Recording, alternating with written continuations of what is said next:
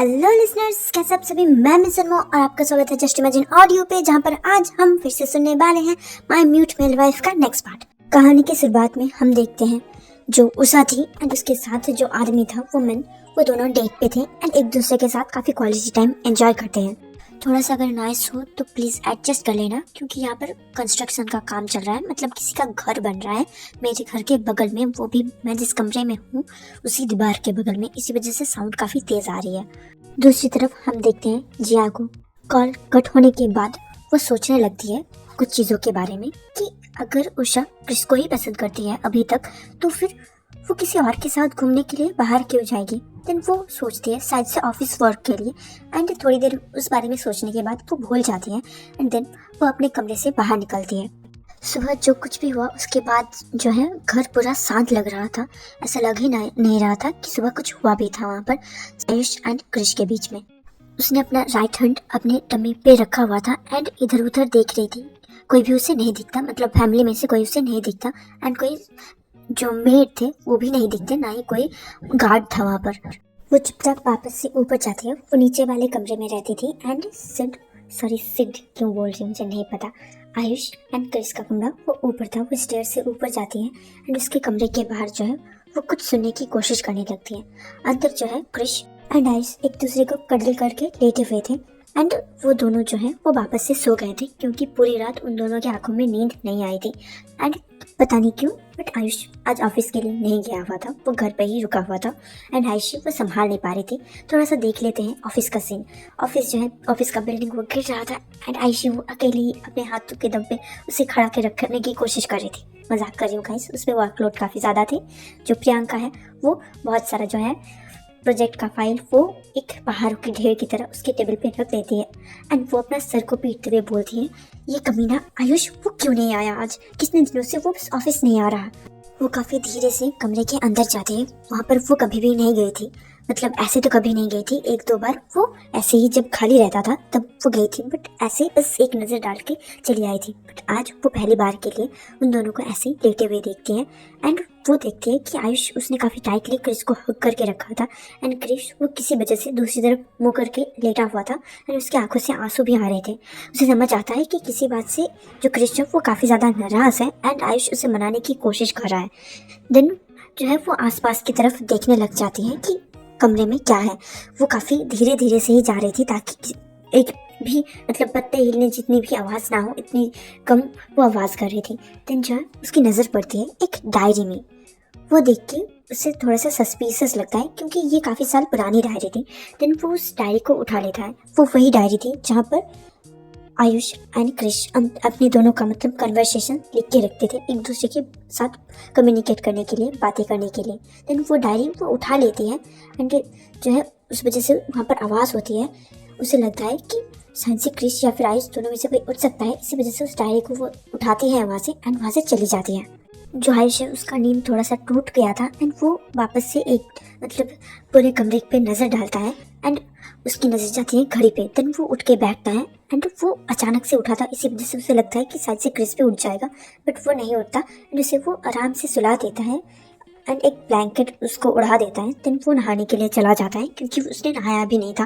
Then नहाने के बाद वो ऑफिस के लिए निकल जाता है। चलिए देख लेते हैं कि वो डायरी वहाँ पर क्यों थी। सुबह सुबह उठने के बाद, मतलब काफ़ी भोर था, अभी भी जो है अंधेरा गया नहीं था, क्रिस उठ चुका था एंड वो फ्रेश होने के बाद देन वो जो है अपनी पुरानी यादें ताज़ा करने के लिए वो डायरीज निकालता है। सबसे जो पहली डायरी थी उसी को निकालता है वो एंड वापस से पढ़ने लग जाता है, ताकि उसको जो है थोड़ा सा अच्छा महसूस हो सके। बट उसको अच्छा महसूस होने के अलावा सब कुछ होने लगता है, मतलब वो काफ़ी ज़्यादा इमोशनल हो जाता है एंड वो उस डायरी को ऐसे ही बंद करके उसके बाद वो नीचे गया था। मतलब उसने भी पूरा डायरी पढ़ा था, उसके बाद ही वो नीचे गया था एंड उसको उसमें काफ़ी ज़्यादा जो है पढ़ने के बाद अभी सिमिलर नहीं लग रहा होता है आयुष। उसे लग रहा होता है कि आयुष चेंज हो गया है एंड अभी उसे पसंद नहीं करता। एंड आयुष अचानक से क्यों उठ जाता है, क्योंकि कोई अगर हमें याद करता है ना वो हमारे सपनों में आ जाता है। ऐसा मैंने कहीं से सुना था, जो कि सच नहीं है, मुझे ऐसा लगता है, बट फिर भी कहानी पे वो जो है जब आयुष ने उसे कमीने बोल के बुलाया ना, तभी अचानक से आयुष को हिट हुआ कि हाँ वो उसे बुला रही है। देन वो चला गया। पता है जबरदस्ती की फानी बनने की कोशिश कर रही हूँ, तो तुम हंसोगे नहीं क्या? हंस दो ना जरा सा प्लीज। कहानी पे वापस आते हैं।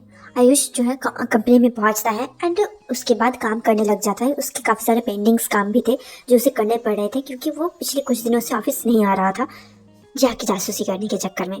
पता है कुछ दिन नहीं, एक दिन, बट फिर भी एक दिन का भी बहुत सारा काम पड़ा रहता है। आप एक दिन का काम, सॉरी 2 दिन का काम एक दिन में नहीं कर सकते। इसी वजह से उसके पास बहुत सारे काम थे एंड वो करने लगता है, जिस वजह से उसे खाने तक का भी टाइम नहीं मिलता अच्छे से। उसने ब्रेकफास्ट भी नहीं किया था, इसी वजह से दोपहर तक जो है उसको काफ़ी ज़्यादा भूख लग जाती है एंड काफ़ी डिजी सा महसूस करने लगता है। वो उसे याद आने लगता है कि क्रिस उसके लिए खाना बनाना पसंद करता है, वो उसको अच्छा लगता है।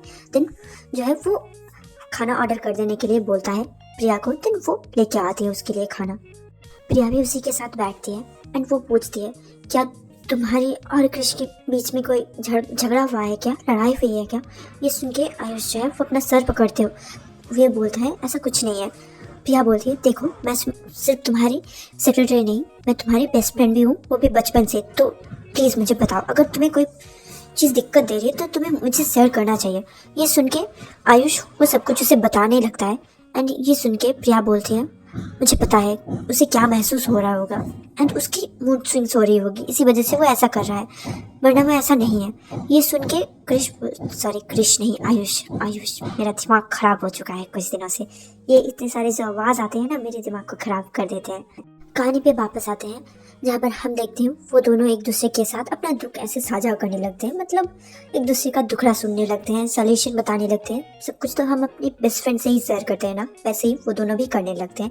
प्रिया भी अपने कुछ दुख बता देती है उसे, जो वो नहीं बता पा रही थी क्योंकि आयुष के दुख उससे ज़्यादा थी, बट स्टिल उसको अच्छा फील करवाने के लिए उसने खुद का दुख और थोड़ा सा बना के भी बोला था कि मेरे साथ ये हो रहा है वो हो रहा है, जो कि सच भी नहीं था, बट उसको कंफर्ट करने के लिए कि तुम्हारी अकेले की लाइफ ऐसी नहीं जा रही है, मेरी भी लाइफ झंडो। आयुष थोड़ा सा शांत भी हो जाता है और खाना खाने के बाद उसका पेट भी शांत हो जाता है एंड वो इसका डिजीजनेस जो थोड़ा सा वीकनेस सा लगता है खाना ना खाने की वजह से, वो भी कम हो जाता है। देन वो पूछती है तुमने ब्रेकफास्ट नहीं किया था क्या। आयुष ना बोल देता है एंड वो सुबह का सीन वो बताने लगता है कि ऐसा ऐसा हुआ था, इस वजह से उसने ब्रेकफास्ट नहीं किया था। दूसरी तरफ हम देखते हैं जिया को, जो अपने स्टडी टेबल पे बैठ के वो पढ़ रही थी, उसी के कमरे में था, वहाँ पर पढ़ रही थी उस डायरी बुक को। उसमें काफ़ी जो है डर्टी टॉक्स उन्होंने करे हुए थे, जो पढ़ के उसका नाक, गाल, कान सब लाल हो जाता है एंड उसको ये समझ में आता है कि ये जो है ये आयुष का हैंड राइटिंग है, बट जो क्रिस का हैंड राइटिंग था वो उसको समझ में नहीं आता कि ये सच में क्रिस का है या फिर नहीं। बट वो 90% श्योर रहती है कि ये क्रिस का ही होगा, क्योंकि उसे ये बात तो समझ में आ रही थी कि वो जो है दोनों लड़कों ने बात करी है एंड उसे समझ में आ जाता है कि आयुष कभी भी किसी लड़की के साथ क्यों नहीं मतलब इन्वॉल्व हुआ है आज तक, क्योंकि उसकी उम्र भी तो कम नहीं है। जिया को नहीं पता कि उसकी उम्र कितनी है, बट फिर भी उसको समझ में आ जाता है कि ये दोनों बस नाटक कर रहे थे, इसी वजह से आयुष ने ऐसे रिएक्ट किया था एंड क्रिश उसका तो मतलब वो घर छोड़ के भी चला गया था। ये बात जिया को नहीं पता, बट फिर भी हमें तो पता है ना, आयुष को भी पता है, उनकी फैमिली को पता है, मुझे पता है, आपको पता है, जितने लोगों ने ये पूरा स्टोरी देखा है उन सबको पता है। कहानी पे वापस आते हैं जहाँ पर जिया उसका पूरा चेहरा लाल हो गया था क्योंकि उसे काफ़ी ज़्यादा शर्म भी आ रही थी, उसका माथा लाल हो गया था क्योंकि उसको काफ़ी ज़्यादा गुस्सा भी आ रहा था एंड उसका कान भी लाल हो गया था। वो क्यों हुआ था मुझे नहीं पता। गाइस मैं आप लोगों का टैलेंट देखना चाहती हूँ, क्या क्या लिखे होंगे, आपको क्या लगता है, आप कमेंट पे लिख सकते हो क्या। ये डेयर है मेरी तरफ से आपके लिए।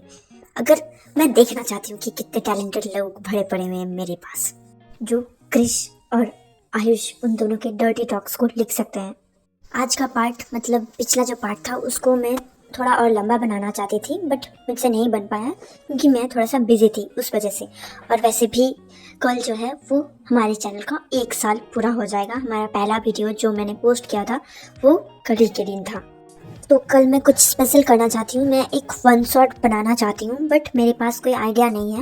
मैं कोशिश करूँगी कि कल तक मैं वो बना के अपलोड कर दूँ, बट दिक्कत 2 चीज़ है, अभी तक मेरे पास आइडिया नहीं है। दूसरी बात कल मेरा एग्ज़ाम है, मतलब क्लास टेस्ट है, बट स्टिल एग्ज़ाम तो एग्ज़ाम होता है ना, क्लास टेस्ट में हो या फिर आपको क्या बोलते हैं हॉल में बिठा के एग्ज़ाम ले रहे हो। इसी वजह से ये जो वीडियो है वो अगले दिन ही अपलोड हो रहा है, मतलब मैं आज ही बना रही हूँ, आज ही पोस्ट कर रही हूँ। मैं बहुत मतलब आज अभी मैं फ्री हूँ क्योंकि मेरी मम्मी और मेरी बहन वो दोनों घर से बाहर है, तो मेरे पास खाली टाइम पड़ा था, बहुत सारे काम है मेरे पास, बट फिर भी वो दोनों नहीं है तो मैं अकेली हूँ, तो मैंने बना दिया किसी तरीके से, वरना मुझे नहीं लगा था कि मैं आज वीडियो कंप्लीट भी कर पाऊंगी। और जो कम्युनिटी पोस्ट मैंने डाला है कि तुमको नेक्स्ट पेयरिंग आयुष के साथ कौन चाहिए, सिड चाहिए या फिर क्रिस चाहिए, तो उसमें वोट डाल देना, क्योंकि इस स्टोरी के एंड के बाद जो न्यू स्टोरी होगा वो तुम किसके साथ देखना चाहते हो। एंड आयुष उसमें बॉटम रहेगा। मैं थोड़ा सा स्पॉइलर मैं दे रही हूँ, क्योंकि वो स्टोरी उसके में पहले से ही तुमको पता रहेगा कि कौन टॉप है कौन बॉटम है, बट वो काफ़ी इंटरेस्टिंग एंड फनी वाली स्टोरी होने वाली है। इसके जितना उतना ज़्यादा सीरियस, मतलब इससे भी ज़्यादा सीरियस है बट इससे भी ज़्यादा फनी है। मैं सोच रही हूँ, मेरे पास कोई आइडिया नहीं आया तो मैं उनका ही फर्स्ट मीटिंग का एक कॉन्सेप्ट बना के मैं पोस्ट कर दूँगी। उसके बाद जब ये स्टोरी ख़त्म होगा वो स्टोरी मतलब एक लॉन्ग वर्जन में मैं उसका अपलोड करूँगी। मतलब क्या चाहिए आपको, आप उसमें जाके वोट दे के आओ, उसके बाद मतलब आप वहाँ पर कमेंट कर सकते हो, इसके नीचे भी कमेंट कर सकते हो। प्लीज़ थोड़ा सा आइडिया दो मेरे को मैं कि मुझे कैसा करना चाहिए।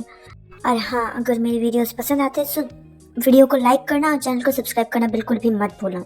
मैं बोल दे रही हूँ, अगर सब्सक्राइब नहीं करोगे ना, मैं एक दिन छोड़ के चली जाऊँगी, तो प्लीज़ बोलोगे ना, फिर भी मैं नहीं रुकूँगी। मेरी लाइफ में बहुत सारे प्रॉब्लम्स हैं, उसी के बीच में एक छोटा सा हैप्पीनेस चाहती हूँ कि आप लोग मुझे थोड़ा सा सपोर्ट करो। बस इतना ही तो मैंने मांगा है। अगर आप कर दोगे तो कुछ नहीं जाएगा आपका, बट मेरा भला हो जाएगा। मुझे ऐसा तो लगेगा कि हाँ, मेरे साथ कोई है, मेरे पास कोई है। और मैं ज़्यादा कुछ नहीं बोलना चाहूँगी, बस ये बोलना चाहूँगी, thank you for watching, take care, मिलेंगे नेक्स्ट वीडियो पे।